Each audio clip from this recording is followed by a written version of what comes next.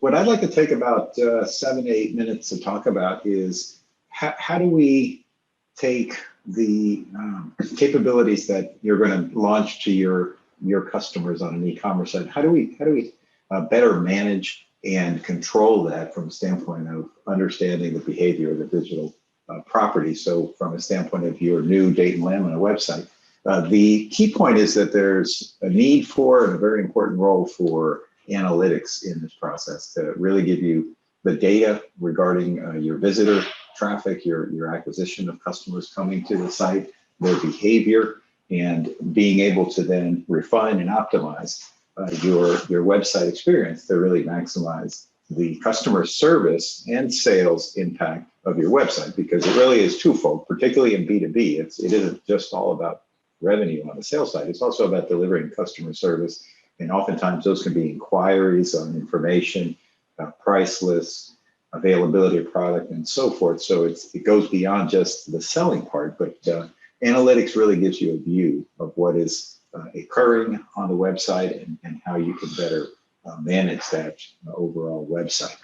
Now, what is Google Analytics Enhancing Commerce? Probably those of you that are familiar with your current website, even just a corporate site, you know you have the ability to probably have Google Analytics set up so that it is tracking information on the visitors that come to the site and gives you a wealth of information just by incorporating JavaScript within the website pages. But Google Analytics Enhancing Commerce goes much further. It really focuses on the e-commerce activity in business, and it'll track information regarding clicks on specific products, display of specific products on a list of a catalog of similar products. It'll track the entire process as you go from adding something to the cart to actually completing a checkout transaction. So this Google Analytics Enhancing Commerce process requires that the underlying e-commerce platform support the data integration to enhanced e-commerce. And we do that with the SmarterCommerce solution that you're going to be able to put in place with SmarterCommerce 7.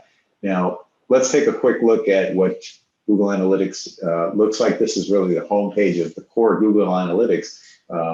And you can see here you have information around users, you have summary information around revenue, conversion rates, sessions. You can look at active users over time. You can see where your users are coming in from geographically, as well as how are they engaging with the platform based upon different devices, what are the popular pages that they're visiting, and then even what are the products that they're buying. So this summary view is bringing together information that you probably have already on your website around number of visitors and so forth. And it's also bringing in information that's related to e-commerce. Now, if we look specifically at e-commerce, what we're going to see is there's this section that is called e-commerce under conversions. And this section has a series of 9 different views or reports that are available to understand how your website is performing.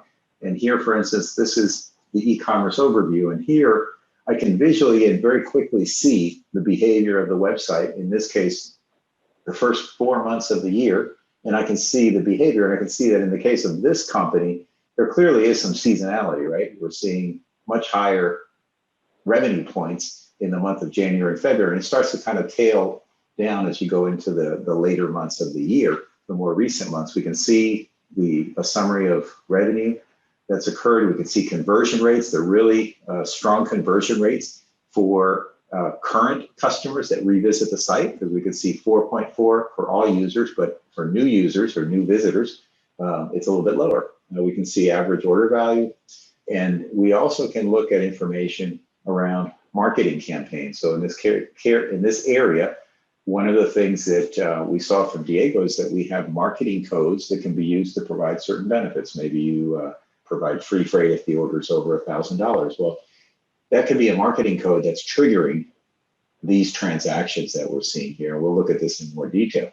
You can also see a kind of a recap of what are my top products. These are my top selling products. And then we can see it broken down in this case in terms of all customers versus new customers, right, that are engaging for the first time.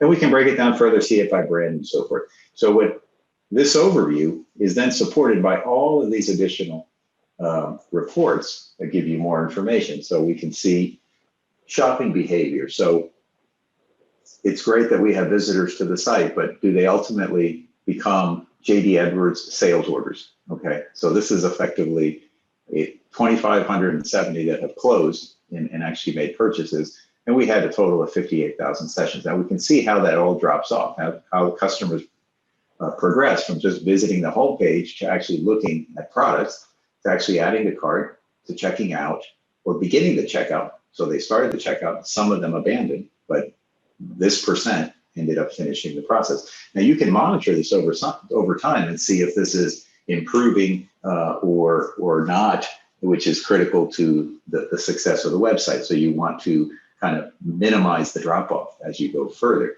So this is the shopping behavior.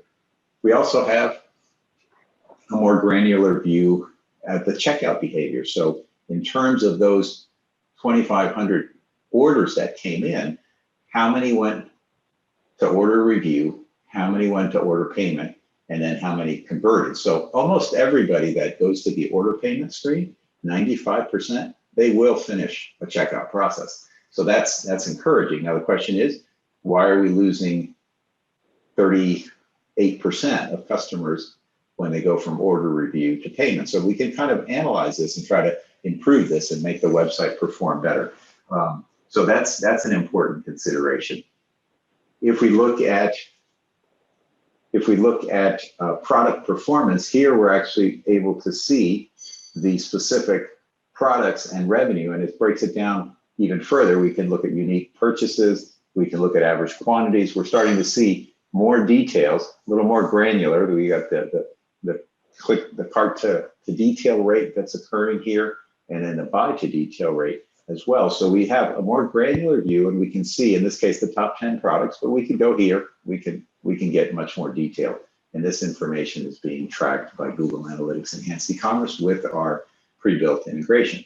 We also can look at sales performance as well. And in here, we're actually seeing these are actual JD Edwards sales orders that have gone into the system as a result of a completed web purchase, okay?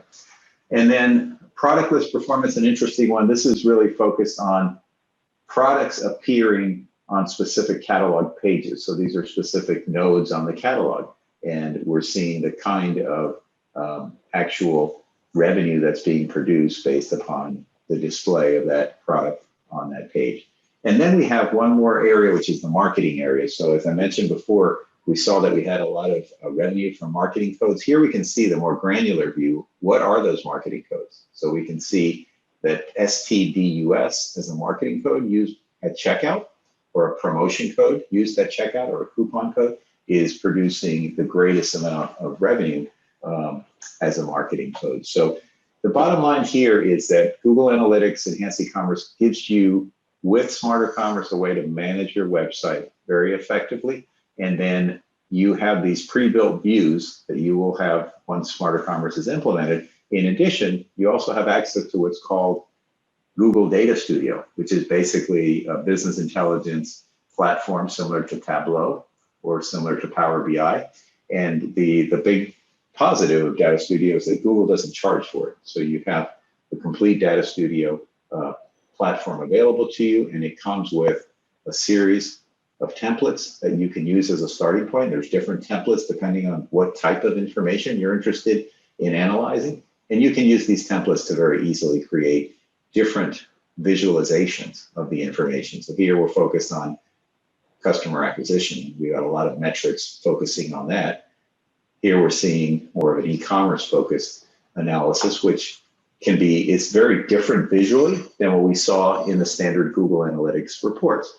And likewise, you can get into more detail. This is really more analyzing the marketing aspects and where the visitors are coming from, what countries, and then what channels are driving it, as well as the profile of the specific visitor.